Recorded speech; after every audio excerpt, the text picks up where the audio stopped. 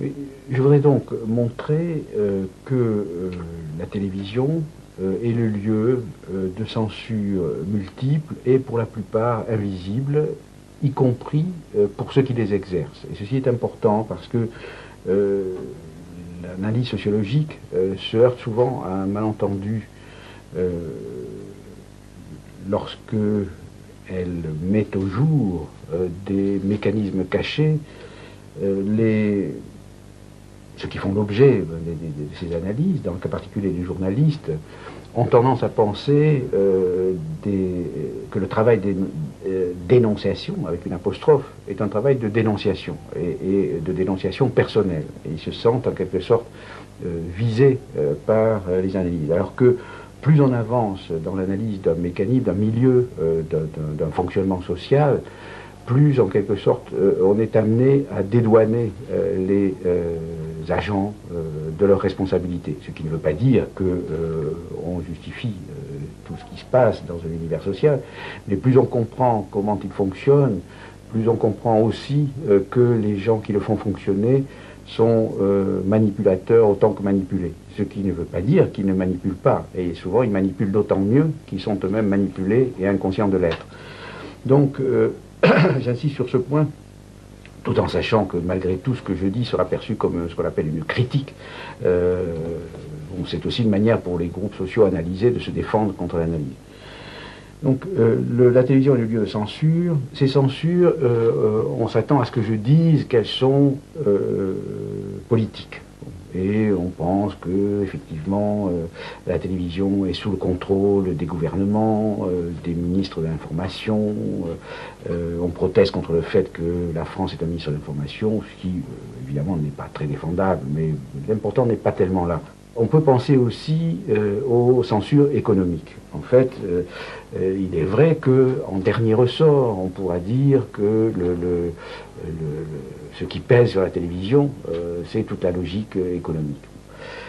J'ai bien en dernier ressort, en dernière analyse. Cela dit, dire simplement que ce qui se passe à la télévision est déterminé par les gens qui possèdent la télévision, par les annonceurs qui payent la publicité, par l'État qui donne des subventions, je pense que c'est très insuffisant et que si on ne savait sur une chaîne de télévision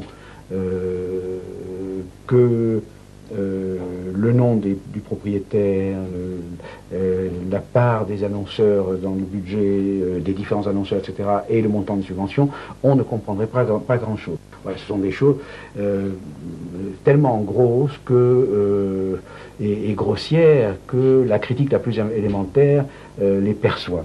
Il me semble que ce que je veux montrer est beaucoup plus subtil et donc beaucoup plus dangereux. Bon, je parle souvent de violence symbolique, enfin, bon, c'est une notion qui peut paraître abstraite et difficile, mais je crois qu'elle est utile en l'occurrence. La violence symbolique est une violence, ce sont des coups en quelque sorte, bon, qui s'exercent avec en quelque sorte la complicité tacite de ceux qui la subissent et de ceux qui l'exercent, dans la mesure où les uns et les autres sont inconscients de subir cette violence. Et un des rôles de la sociologie, enfin c'est son métier, elle fait comme toutes les sciences, elle dévoile des choses cachées, inconscientes, et ce faisant, elle peut contribuer un petit peu à minimiser la violence symbolique qui s'exerce dans les rapports sociaux, et en particulier dans le rapport de communication médiatique. Alors, ce que je veux montrer donc, c'est une série, je veux mettre le doigt sur une série de mécanismes qui font que la télévision cache. La télévision cache tout en montrant.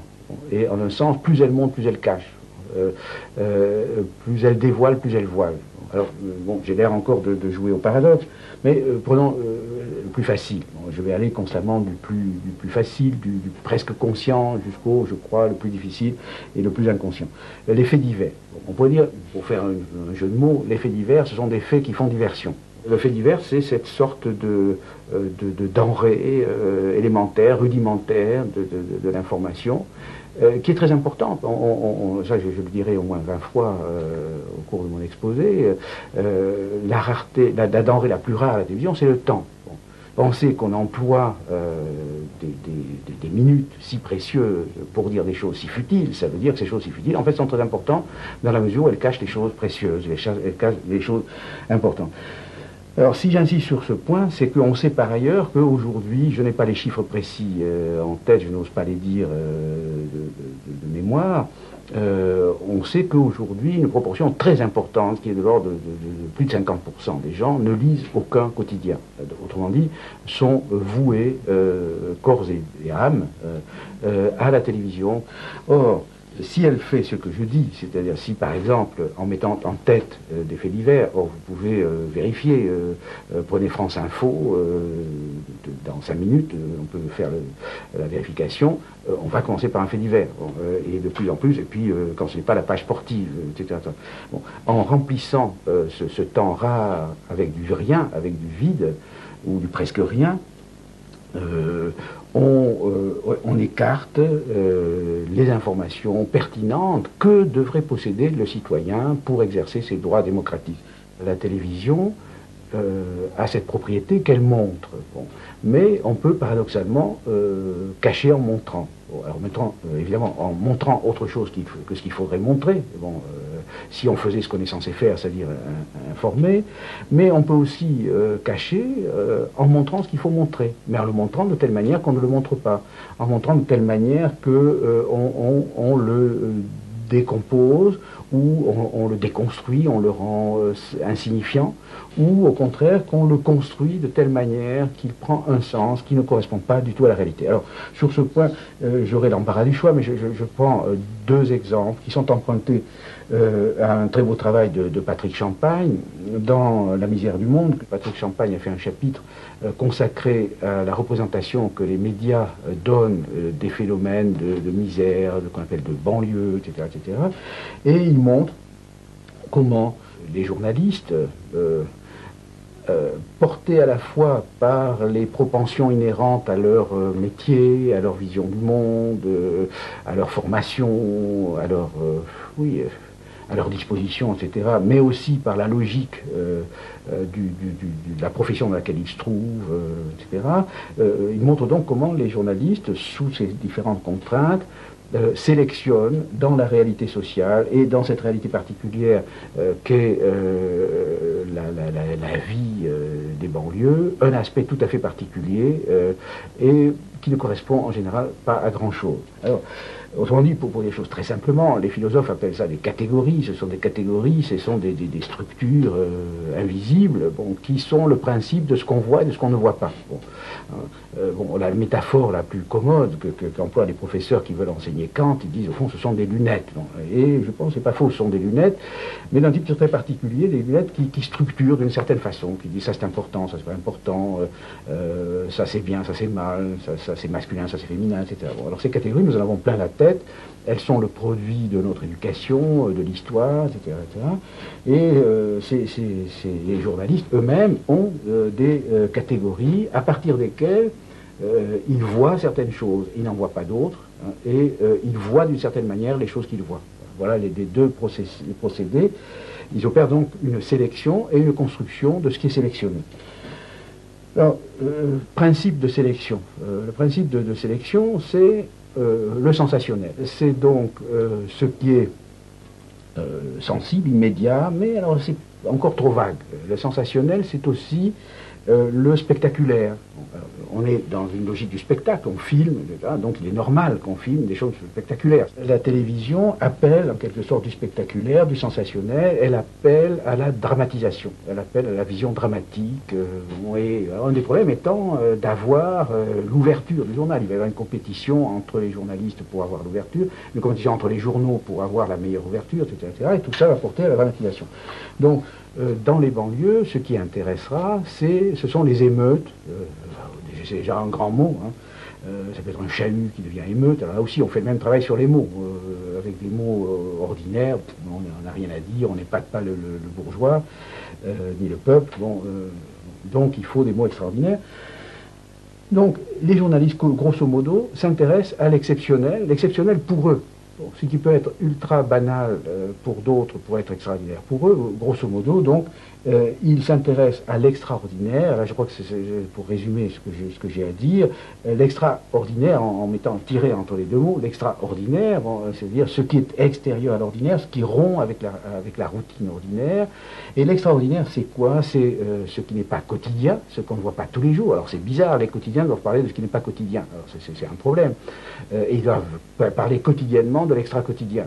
C'est du boulot, il faut voir, le métier de journaliste n'est pas facile, hein, je ne le critique pas. Donc, l'extraordinaire, ça sera quoi? Ce qui sort du cadre quotidien. Bon, alors ça va être justement le fait divers, etc.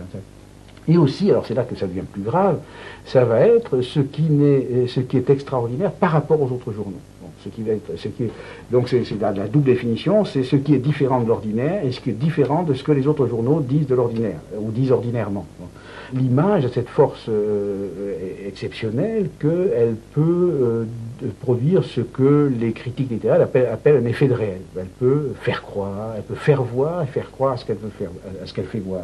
Et cette sorte de puissance d'évocation a des effets de mobilisation. Elle peut faire exister pas seulement des idées, pas seulement des images, des représentations, elle peut faire exister des groupes. Alors, il y a un autre exemple que prend Patrick Champagne dans son texte, c'est la grève des lycéens des années, je ne sais plus, il y en a eu tellement, grâce à Dieu, bon, c'était une des grèves des lycéens. Et bon, c'était un petit événement dont le traitement illustre parfaitement tout ce que je viens de dire. Les journalistes avaient en tête 68, alors bon, est-ce que ça serait pas de nouveau 68? Si 68, il faut vraiment pas le rater. Bon, alors on commence à filmer, puis on a affaire à des ados pas très politisés, qui savent pas trop quoi dire. Alors on crée des porte-paroles, les porte-paroles se prennent au sérieux, etc. Bon, et de fil en aiguille, bon, la télévision qui prétend enregistrer, enfin qui prétend être un to record, enfin comme on dit, d'être un instrument d'enregistrement, bon, devient un instrument de création, de réalité. Bon, elle fait voir, elle fait croire, et alors ça conduit à des choses extrêmement importantes. On va de plus en plus vers des univers où le monde social est décrit, prescrit par la télévision. La télévision devient en quelque sorte l'arbitre de l'accès à l'existence sociale et politique. C'est des gros problèmes de la politique, c'est de savoir comment imposer des principes de vision du monde, toujours les fameuses catégories, imposer des lunettes telles que les gens voient le monde selon certaines divisions. Ils disent ce qui est important, s'opposition entre les jeunes et les vieux, ou les étrangers et les Français, etc. Bon, cette opposition, ces principes d'opposition, on les impose et on fait des groupes. C'est ça l'enjeu. Et ces groupes se mobilisent et font convaincre de leur existence, font pression, font reculer le gouvernement, comme on dit, etc. Bon. Et dans ces luttes aujourd'hui, un des choix devient, faut-il manifester pour la télévision ou manifester, bon, et ceux qui en sont encore à croire qu'il faut manifester, que ça suffit, risquent de rater leur manifestation. Il faut de plus en plus produire des manifestations pour la télévision, c'est-à-dire des manifestations de nature à intéresser les gens de télévision, étant donné leur catégorie de perception.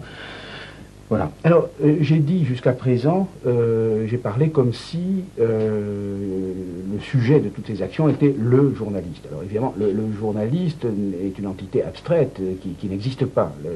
Ce qui existe, ce sont des journalistes extrêmement différents, selon le sexe, selon l'âge, selon le journal, selon le médium. Il n'y a presque rien en commun entre la présentatrice de TF1 et l'éditorialiste du Monde, etc., etc. Bon, donc il y a toutes sortes de divisions, il y a une dispersion très grande de la population.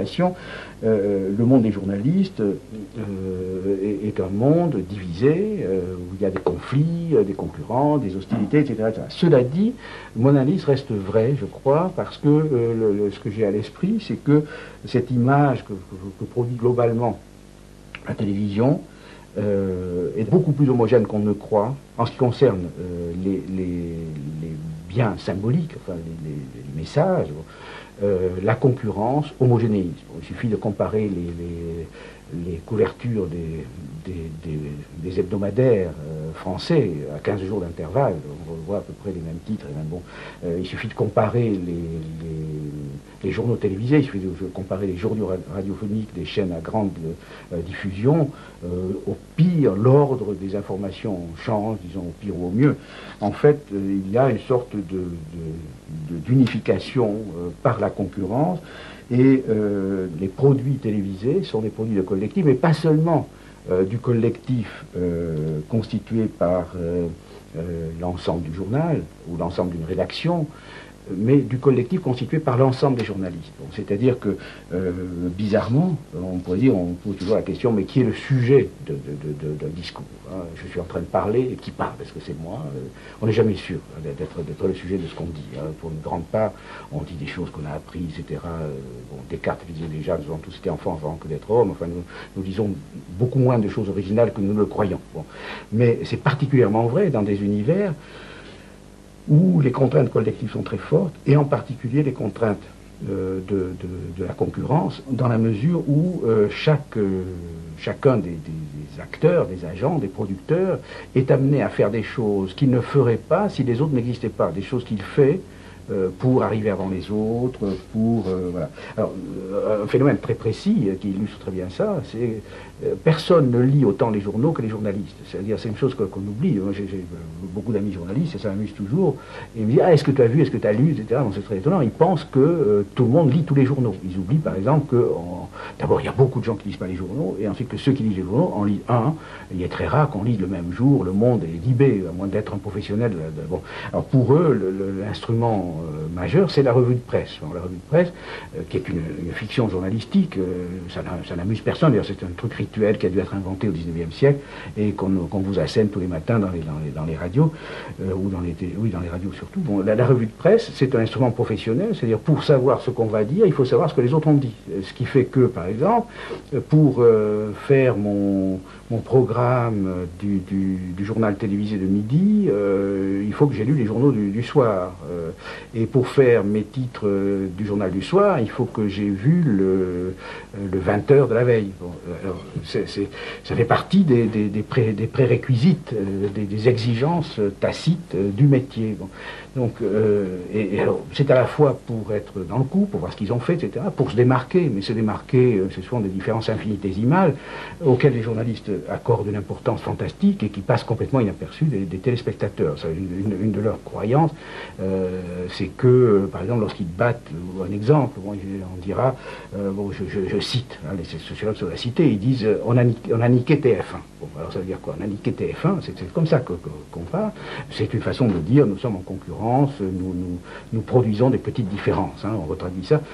Bon, exister dans beaucoup d'univers sociaux, c'est pareil chez les intellectuels, hein, c'est différé. Hein, c'est comme, je dis aux intellectuels pour les énerver, vous êtes comme des phonèmes, vous existez par la différence. Bon, alors, bon, on a niqué TF1, ça veut dire on est une différentielle de sens. Bon, on est arrivé trop vite avant. Ça veut dire quoi? Ça veut dire, ah ben, eux, ils n'ont pas eu le son, nous, on a le son. Ou bien, ils ont des trucs absolument imperceptible, bon, du spectateur moyen qui ne pourrait percevoir s'il voyait les deux. Alors il n'y a pas de gens assez vicieux pour se taper deux journaux télévisés. Bon. Donc de toute façon ça passe complètement inaperçu et ça reste et en même temps c'est très important du point de vue des producteurs qui agissent en vue de produire des différences dont personne ne s'aperçoit, mais parce qu'ils ont l'idée que ces différences étant perçues, elles contribuent à l'audimat. Et l'audimat, alors ça j'y reviendrai, l'audimat c'est le dieu caché de cet univers, c'est ce qui règne sur les consciences, et perdre un point d'audimat, dans certains cas, c'est la mort, hein, c'est la mort sans phrase. Bon.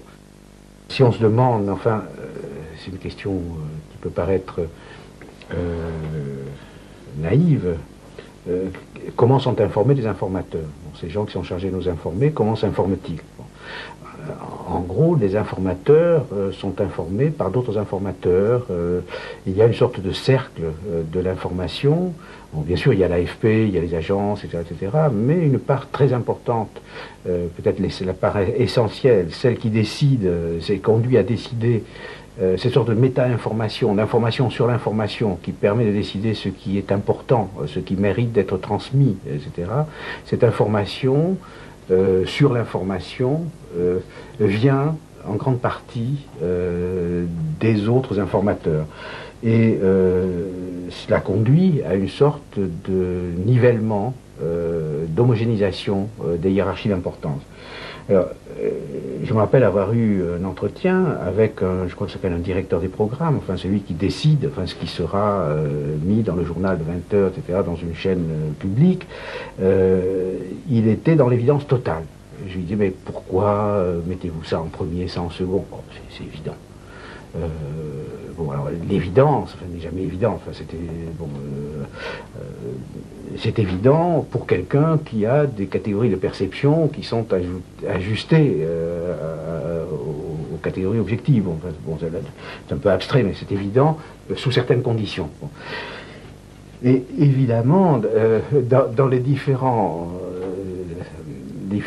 positions à l'intérieur du milieu du journalisme, les différents journalistes trouvent inégalement évident ce qui est tenu pour évident. Bon, alors je pense que par exemple les directeurs de chaîne, les Guignols plaisantent sans arrêt sur un certain nombre de responsables des émissions, ceux qui incarnent l'audimat et qui chassent enfin, un producteur, un présentateur malheureux, bon, ces espèces de dieux méchants qui incarnent. Bon, ces gens-là ont un sentiment d'évidence qui n'est pas nécessairement le sentiment d'évidence de la petite pigiste qui débarque pour faire un sujet, ou bien qui propose un sujet à qui on dit non, ça n'a aucun intérêt, ou etc. Bon. Donc on ne peut pas concevoir ce milieu comme totalement homogène. Et il y a, et c'est pourquoi mes analyses peuvent paraître très très injustes, il y a des braves gens, des petits, des petites, des jeunes, des subversifs, des casse-pieds qui luttent désespérément pour introduire des petites différences dans cette énorme bouillie homogène qu'imposent les cadres, etc. Mais les cadres eux-mêmes n'étant que le bras, oui c'est ça, le bras de l'audimat. Bon, j'en viens à l'audimat, c'est le plus important. L'audimat, donc, c'est cette mesure du taux d'audience dont bénéficient les différentes émissions, et il y a des mécanismes, enfin actuellement, dans certaines chaînes, qui permettent de vérifier l'audimat quart d'heure par quart d'heure, etc. Donc on peut voir quand ça baisse, etc. Et même, ça c'est un perfectionnement qui a été introduit récemment, on peut même voir les variations par catégorie sociale grossière, etc., etc. Donc on a une connaissance très très précise, enfin, de ce qui passe et ce qui passe pas, etc. Et cette sorte de mesure est devenue le jugement dernier.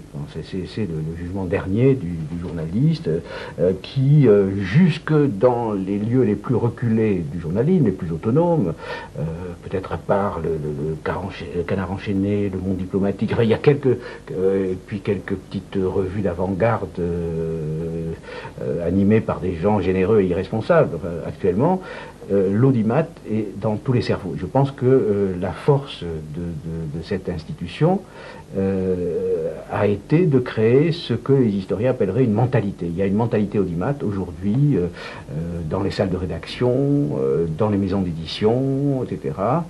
On pense en termes de succès commercial. Bon, parce qu'audimat, ça veut dire ça. C'est pas dire le succès démocratique, ça veut dire le succès commercial. Et bon, il y a simplement une trentaine d'années, et ça depuis le milieu du XIXe siècle, depuis Baudelaire, Flaubert, etc., le succès commercial pour un écrivain était suspect. Le succès commercial, enfin pour un écrivain, oui c'est ça, dans le milieu des écrivains d'avant-garde, des écrivains pour écrivains, des écrivains reconnus par les écrivains, de même pour des artistes reconnus pour les artistes, le succès commercial immédiat était suspect. On y voyait un signe de compromission avec le siècle, avec l'argent, etc. À travers l'audimat, c'est la logique du commercial, bon, qui s'impose aux productions culturelles. Or, il est important de savoir que, historiquement, toutes les productions culturelles que nous considérons, au moins moi, et un certain nombre, heureusement je ne suis pas le seul, j'espère, qu'un certain nombre de gens considèrent comme les productions les plus hautes de l'humanité, les mathématiques, la poésie, la littérature, la philosophie, etc. Toutes ces choses, enfin, bon, ont été produites contre l'équivalent de l'audimat. Elles ont été produites contre la logique du commerce. Or, donc, voir se réintroduire cette mentalité audimat jusque dans les univers de production d'avant-garde, jusque chez les éditeurs d'avant-garde, jusque dans les institutions savantes, bon, qui se mettent à faire du marketing, etc. Bon, c'est très très inquiétant parce que cela risque de mettre en question les conditions même de la production de ces œuvres ésotériques, réservées à quelques-uns, mais qui en même temps sont les accomplissements les plus hauts de l'esprit humain. Donc l'audimat presse et introduit la logique du commercial. Et alors sur la télévision, il exerce un effet tout à fait particulier, c'est qu'il se retraduit par la pression de l'urgence, la concurrence entre les journaux, la concurrence entre les journaux et la télévision, la concurrence entre les télévisions prend la forme d'une concurrence temporelle pour le scoop, pour être le premier. Bon. Et par exemple, dans un livre de Alain Accardo, où il présente un certain nombre d'entretiens avec des journalistes, il montre comment les journalistes de télévision sont amenés, parce que tel médium, telle télévision concurrente a couvert une inondation, aller couvrir l'inondation en essayant d'avoir quelque chose que l'autre n'a pas eu. Enfin bref, il y a des objets, les inondations, les incendies, les catastrophes, etc., bon, qui sont imposés aux téléspectateurs parce qu'ils s'imposent aux producteurs, et ils s'imposent aux producteurs parce qu'ils sont imposés aux producteurs par la concurrence avec d'autres producteurs, etc. Cette sorte de pression croisée que les journalistes font peser les uns sur les autres, donc, est génératrice de toute une série de conséquences qui se retraduisent par des choix, par des absences, par des présences, etc. Il est vrai qu'il y a un lien entre la pensée et le temps. Et je pense qu'un des problèmes philosophiques majeurs, enfin, que pose la télévision, c'est le problème des rapports entre la pensée et la vitesse. Est-ce que on peut penser dans la vitesse? Est-ce que la télévision, en donnant la parole à des penseurs qui sont censés penser à vitesse accélérée, ne se condamne pas à avoir on pourrait dire des fast thinkers, des penseurs accélérés qui pensent plus vite que leur ombre, et qui pensent précisément? Alors on peut se demander pourquoi sont-ils capables de répondre à ces conditions tout à fait particulières. Pourquoi arrive-t-il à penser là où personne ne pense plus, hein? Parce que, semble-t-il, la réponse, parce qu'ils pensent par idée reçue. C'est-à-dire, c'est l'expression de Flaubert sur laquelle on ne réfléchit pas. Dictionnaire des idées reçues, ça veut dire des idées reçues par tout le monde, mais ça veut dire aussi des idées qui, quand vous les recevez, sont déjà reçues. Donc le problème de la réception ne se pose pas. Le problème de la communication, que ce soit la communication d'un livre, d'un message télévisuel, etc., le problème de la communication majeur, c'est est-ce que les conditions de réception sont remplies? Est-ce que celui qui écoute a le code pour décoder ce que je suis en train de dire, etc. Bon, quand vous envoyez une idée reçue, c'est comme si c'était fait. Le travail est résolu. Vous envoyez alors les lieux communs qui jouent un rôle énorme dans la conversation quotidienne ont cette vertu, c'est que tout le monde peut les recevoir. Donc la pensée, tout court, la pensée est par définition subversive. Bon, ça, elle doit commencer par démonter des idées reçues et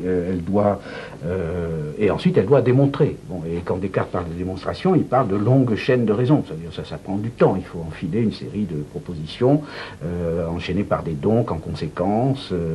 Cela dit, est entendu que, etc. Bon, ce déploiement de la pensée pensante, enfin, est intrinsèquement lié au temps.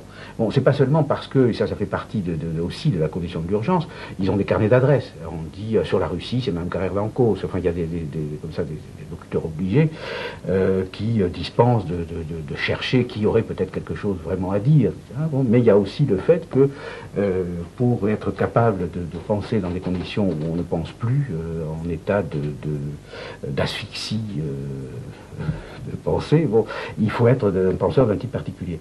Alors, il faudrait passer au débat, parce qu'on peut dire, mais il y a tout de même à la télévision place pour des débats. Alors, alors là je vais aller vite parce que je pense que la démonstration est plus facile à faire. Il y a d'abord les faux débats, les vrais faux débats. Bon, ceux qu'on reconnaît tout de suite quand vous voyez à la télévision Alain Minc et Attali, quand vous voyez Alain Minc et Sormand, quand vous voyez Julliard et Imbert, etc. Bon, il y a un monde clos d'interconnaissance, d'intercommunication, qui est dans une logique d'auto-renforcement permanent. Bon, ce sont des gens qui se voient entre eux, qui se confirment, qui s'opposent, mais de manière tellement convenue. Alors, il y a des débats apparemment vrais. Bon, et je vais en analyser un assez rapidement. C'est bon, c'est l'exemple que j'ai pris. C'est le débat organisé par Cavada pendant les grèves de novembre. Bon, c'est un débat qui a toutes les apparences du débat démocratique. Bon, et c'est pour ça que je l'ai pris, pour pouvoir raisonner a fortiori. C'est le plus mauvais exemple pour ma thèse. Donc je pense que si je convainc à propos de cet exemple, a fortiori on pourra faire ça sur le débat de Bilalian, qui lui était caricatural, tout le monde s'en est aperçu, bon, ou sur les débats ordinaires. Quand on regarde ce qui s'est passé à ce débat, et là je vais procéder comme j'ai fait jusqu'à présent, je vais aller du plus visible au plus caché, on voit une série d'opérations de contraintes, de censure. Bon, premier niveau, le rôle du présentateur. Alors ça, c'est ce qui frappe toujours les spectateurs. Les spectateurs voient bien que le présentateur fait des interventions contraignantes. Bon, c'est lui qui impose le sujet, c'est lui qui impose la problématique. Par exemple, dans le débat de Durand, il y avait « Faut-il brûler les élites ?» Ça, c'est raffiné. Tout le monde sait que on sait d'avance la question, c'est une question tellement absurde que bon, la réponse oui ou non sont également absurdes. Enfin, bon. Donc, il impose la problématique, il impose les questions précises au nom du respect de la règle du jeu. Hein, alors, évidemment, le respect de la règle du jeu est à géométrie variable. Ça serait facile à démontrer. La règle n'est pas la même quand il s'agit d'un syndicaliste, quand il s'agit de M. Perfit, membre de l'Académie française, etc. Bon, il distribue la parole. Il distribue les signes d'importance, ce qui est, alors là, extrêmement important. C'est un travail qu'ont fait certains sociologues. Ils ont essayé de dégager l'implicite de la communication, l'implicite non verbal de la communication verbale. Bon, c'est-à-dire que nous disons autant par les regards, par les silences, par les gestes, par les mimiques, les mouvements des yeux, etc., que par la parole elle-même, bon, et aussi par l'intonation, par toutes sortes de choses bon. Or, ce qui est important, c'est ce qui devrait décourager les fanatiques des miroirs de Narcisse, c'est devrait les décourager d'y aller. En fait, on livre énormément plus qu'on ne peut contrôler. C'est impossible. Il y a tellement de niveaux dans l'émission, ne serait-ce que du langage. Enfin, si on contrôle le niveau phonologique, on n'y contrôle pas le niveau syntaxique. Enfin bref, il y a tellement de choses à contrôler. Si en plus on ajoute le geste, etc., il y a tellement de choses à contrôler que personne, même le plus maître de lui-même, à moins de jouer un rôle ou de faire la langue de bois, ça c'est une des fonctions de la langue de bois, jouer un rôle finalement, personne ne peut tout contrôler. Bon. Alors, le présentateur lui-même intervient par le langage conscient, sa manière de poser des questions, par exemple son ton. Il dira aux uns veuillez répondre, vous n'avez pas répondu, vous n'avez pas répondu à la question, sur un ton cassant, mais j'attends votre réponse, est-ce que vous allez reprendre la grève, etc. Bon. Et aux autres il dira mais sur un ton respectueux. Bon. Alors j'ai vu un exemple qui était très, très significatif, c'est le merci. J'ai comparé, ça peut se faire avec des exemples. Il y a une manière de dire merci qui consiste précisément à remercier. C'est merci, ça veut dire ça va, terminé, passons au suivant. Ou on dit vraiment merci, je vous remercie, on accorde de l'importance à votre parole, enfin on accueille la parole. Bon, alors ça se manifeste infinitésimalement, mais l'interlocuteur encaisse. Il encaisse la sémiologie, enfin la sémantique apparente et la sémantique cachée, il encaisse les deux, et il peut perdre ses moyens. Donc, le présentateur distribue les temps de parole, il distribue le ton de parole, respectueux ou dédaigneux, attentionné ou impatient.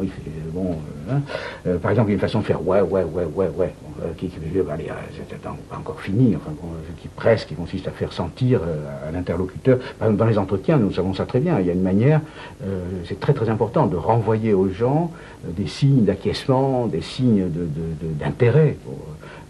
Sinon, les gens se découragent, peu à peu la parole tombe. Enfin, nous attendons même des toutes petites choses, du type oui, oui, des hochements de tête, des petits signes d'intelligence, comme on dit. Bon. Ces choses-là, le présentateur les manipule consciemment et inconsciemment. C'est encore son inconscient, très souvent, qui intervient.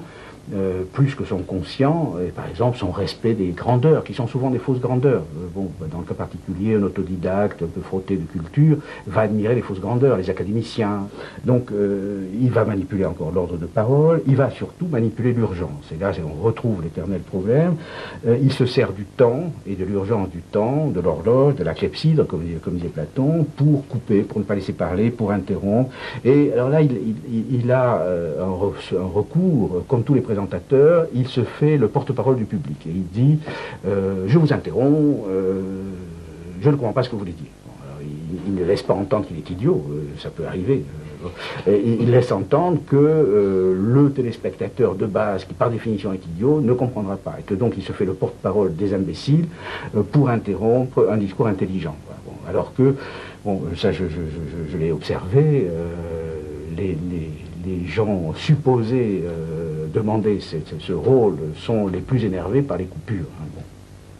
Les apparences de l'égalité sont respectées et on peut dire, dans le cas particulier, parce que ça pose un problème tout à fait important du point de vue de la démocratie, que évidemment tous les locuteurs ne sont pas égaux sur le plateau. C'est évident que quand vous avez des professionnels du plateau, c'est une habitude, etc., des professionnels de la parole et du plateau, et en face d'eux, des amateurs, ça peut être les grévistes qui autour d'un feu de bois, etc., évidemment que c'est une inégalité extraordinaire, et que pour arriver à un tout petit peu d'égalité, il faudrait que le présentateur soit inégal, c'est-à-dire qu'il assiste, bon, comme nous avons fait nous dans notre travail, quand nous voulons que quelqu'un qui n'est pas un professionnel de la parole parvienne à dire des choses, et souvent ils disent des choses tout à fait extraordinaires que les gens qui ont la parole à longueur de temps ne sauraient même pas penser, bon, il faut faire un travail d'assistance à la parole. Bon, pour ennoblir ce que je vais dire, c'est la mission socratique dans toute sa splendeur, ça consiste à se mettre en quelque sorte au service de quelqu'un dont on estime que la parole est importante, dont on veut savoir ce qu'il a à dire, savoir ce qu'il pense, tout en l'aidant en quelque sorte à accoucher. Bon. Or, c'est pas du tout ce qu'ils font. Non seulement ils n'aident pas les défavorisés, si on peut dire, mais ils les enfoncent. Bon. Là, on est encore au niveau phénoménal. On a le présentateur, son rôle. Une partie de ce que j'ai dit est conscient. Hein, pas chez les présentateurs. La preuve, quand je dis ça à des présentateurs, ils sont indignés. Hein, mais je répète, comme j'ai dit tout à l'heure, ils ne le font que mieux. Alors, deuxième niveau, la composition du plateau. La composition du plateau elle-même est extrêmement importante. C'est un travail invisible dont le plateau lui-même est le résultat. Par exemple, il y a tout un travail d'invitation préalable. Il y a des gens qu'on ne songe pas à inviter. Bon, il y a des gens qu'on invite et qui refusent. Il y a toute une série bon, le plateau est là, et c'est une illusion anthropologique. Enfin bon, le perçu cache le non perçu. Bon, et on ne voit pas dans un perçu construit les conditions sociales de construction. La composition du plateau est importante, parce que c'est là que c'est la limite, c'est les face-à-face, où on dit, monsieur, vous avez 30 secondes, vous avez consommé vos 30 secondes, on ostente, enfin, l'égalité, et le présentateur sonne comme un arbitre. Mais c'est toujours, la règle est toujours celle-là, je suis là pour que tout soit égal. En fait, le nombre d'acteurs engagés, par exemple, il y avait deux catégories sur ce plateau. Il y avait des acteurs engagés. Les grévistes étaient des gens qui étaient des protagonistes. Et puis il y avait d'autres qui étaient aussi des protagonistes, mais qui avaient l'air d'observateurs, bon, qui étaient là pour dire, il y avait des gens qui étaient là pour s'expliquer, on leur demandait explication, mais pourquoi vous faites ça, pourquoi vous embêtez les usagers, etc., etc., et d'autres qui étaient là pour expliquer. Bon, ça s'était fait une grosse différence, qui était en position de métadisque. Bon. Alors, dernière propriété invisible de cet espace, c'est la logique même de du jeu de langage, comme dit le philosophe. C'est-à-dire qu'il y a des règles tacites, enfin, de ce jeu qui va se jouer, et chaque univers social où se passe du discours a une structure telle que certaines choses peuvent se dire et d'autres non, etc. Alors, première implicite de ce débat, de ce jeu de langage, le modèle du débat démocratique réduit au modèle du catch. Bon, c'est-à-dire qu'en fait, il faut qu'il y ait des affrontements, le bon, la brute, etc. Bon, et en même temps, tous les coups ne sont pas permis, c'est-à-dire qu'il faut que les coups se coulent dans la logique du langage formel, du langage savant. Bon, il y a autre propriété de l'espace, la complicité entre les professionnels que j'ai évoqué tout à l'heure. Enfin bon, les gens de télévision appellent ces gens-là que j'appelle les fast thinkers, là, les spécialistes de la pensée jetable, ces gens-là, on les appelle des bons clients. Ce sont des gens qu'on peut inviter, on sait qu'ils seront de bonne composition, qu'ils vont pas vous soulever des problèmes, qu'ils vont pas vous faire des histoires, ils parlent comme des robinets, sans problème. Bon, alors on a un espace donc de bons clients qui sont comme des poissons dans l'eau, et puis d'autres qui sont des poissons hors de l'eau. Bon. Et puis, enfin, dernière chose invisible, c'est l'inconscient. Ça, j'ai fait allusion constamment. L'inconscient des présentateurs, et moi, il m'est arrivé très souvent, même en face de journalistes très favorables, très bien disposés à mon égard, d'être obligé de commencer toutes mes réponses par une mise en question de la question. Bon, c'est-à-dire les questions, le journaliste, encore une fois, il a ses lunettes, il a ses catégories de pensée, etc. Il vous pose des questions qui n'ont rien à voir avec rien, enfin, qui vont par exemple sur les problèmes des banlieues, ils ont tous les fantasmes que j'ai évoqués tout à l'heure, et avant de pouvoir répondre, il faut dire poliment, oui, votre question semble se poser, mais il me semble qu'il y a une question plus importante, etc. Et quand on n'est pas un tout petit peu préparé, on répond à des questions qui ne se posent pas, qui ne se posent que dans la tête des journalistes. Il apparaît que la télévision est un instrument de communication très peu autonome, sur lequel s'exerce toute une série de contraintes qui tiennent à la fois aux relations sociales entre les gens qui produisent, mais aussi, et c'est peut-être le plus important, aux structures mentales de ces gens, c'est-à-dire à tout ce qu'ils ont dans la tête du fait de leur formation, de leur origine, de leur éducation, et aussi du fait de la place qu'ils occupent dans cet univers social qu'est le monde journalistique. Alors, cet instrument de communication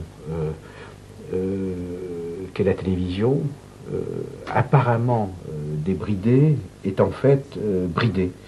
Lorsque, dans les années 60, la télévision est apparue comme un phénomène nouveau, un certain nombre de sociologues, avec beaucoup de guillemets, se sont précipités pour dire que la télévision, en tant que moyen de communication de masse, allait massifier. La télévision était censée niveler, identifier peu à peu tous les consommateurs de télévision et produire une sorte de consommateur culturel de masse. En fait, il surestimait la capacité que détient la télévision d'agir sur les téléspectateurs. J'avais très peu parlé, et je n'en parlerai pas dans cet exposé. Ce qu'il sous-estimait, c'est la capacité de la télévision, la capacité qu'a la télévision d'agir sur les gens qui la produisent et sur les autres journalistes, et plus généralement sur l'ensemble du milieu des producteurs culturels.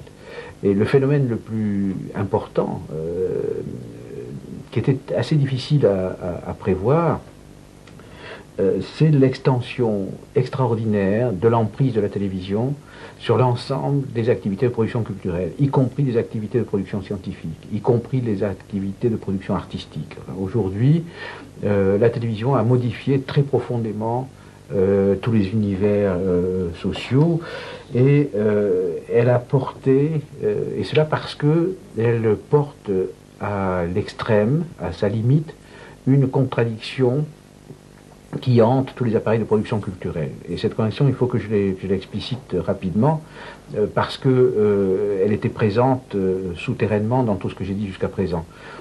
C'est la contradiction entre les conditions dans lesquelles il faut être placé pour pouvoir produire un certain type d'œuvre. J'ai cité les mathématiques parce que c'est le plus évident, mais c'est vrai aussi de la poésie d'avant-garde, c'est vrai aussi de la philosophie, c'est vrai aussi de la sociologie, etc. Donc, contradiction entre les conditions sociales et économiques dans lesquelles il faut être placé pour pouvoir faire des œuvres qu'on appelle pures. Bon, pur, c'est un mot un peu ridicule, disons autonomes par rapport aux contraintes commerciales, etc. Et d'autre part, les conditions sociales de transmission des produits obtenus dans ces conditions. Bon, c'est-à-dire il y a une contradiction entre les conditions dans lesquelles il faut être pour pouvoir faire des mathématiques d'avant-garde, de la poésie d'avant-garde, et les conditions dans lesquelles il faut être pour pouvoir transmettre ces choses à tout le monde. Bon. Et la télévision porte à l'extrême cette contradiction. Dans la mesure où elle subit plus que tous les autres univers de production culturelle la pression du commerce par l'intermédiaire de l'audimat, etc. Alors, ce qui advient, c'est que dans cet univers de ce petit monde, ce petit microcosme qu'est le monde du journalisme, les tensions entre ceux qui voudraient défendre les valeurs de l'autonomie, de liberté à l'égard du commerce, de liberté à l'égard de la commande, liberté à l'égard des chefs, liberté, etc.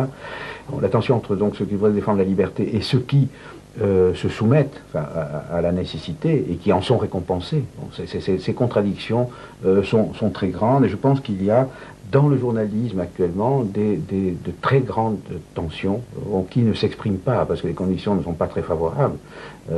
Par exemple, il est très significatif que dans les mouvements de grève récents, la télévision et la radio ont été silence radio, hein, alors qu'en 68,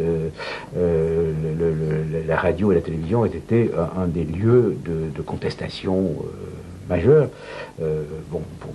pour une raison. Donc je pense que ces tensions sont rentrées, ces tensions sont refoulées, sont censurées, et cela dit, la télévision est déchirée par toute une série de contradictions. Autrement dit, cette tension entre ce qui est demandé par la profession et les aspirations que les gens acquièrent dans les écoles de journalisme, etc., cette tension est de plus en plus grande, quoique il y a aussi une adaptation anticipée, c'est-à-dire qu'il y a une fraction de gens, on dit aux dents longues, ils sont mal vus, hein, bon, mais bon, ils s'adaptent.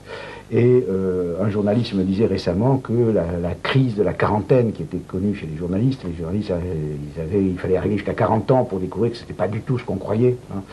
Et les journalistes faisaient une espèce de désenchantement qui coïncidait avec la quarantaine.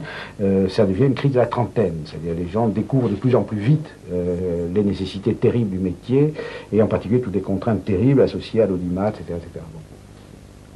Donc, pour une seconde, donc maintenant, pour comprendre, une chose importante, c'est que j'ai pu laisser entendre tout au long de mon exposé que j'ai pu laisser croire que j'imputais aux responsabilités individuelles des présentateurs, des communicateurs, etc., les phénomènes que je décris, en fait, pour comprendre vraiment, il faut passer au niveau des mécanismes globaux, au niveau des structures. Et Platon disait que nous étions les marionnettes de la divinité. En fait, le monde de la télévision est vraiment un univers où on a l'impression que les agents sociaux, tout en ayant toutes les apparences de l'importance, de la liberté, de l'autonomie, tout en étant entourés d'une aura extraordinaire. Enfin, les journaux de télévision chantent les louanges de ces gens. Bon. Ces gens-là sont très peu de choses. Enfin, sont des marionnettes d'une nécessité qu'il faut décrire, d'une structure dont il faut décrire les mécanismes.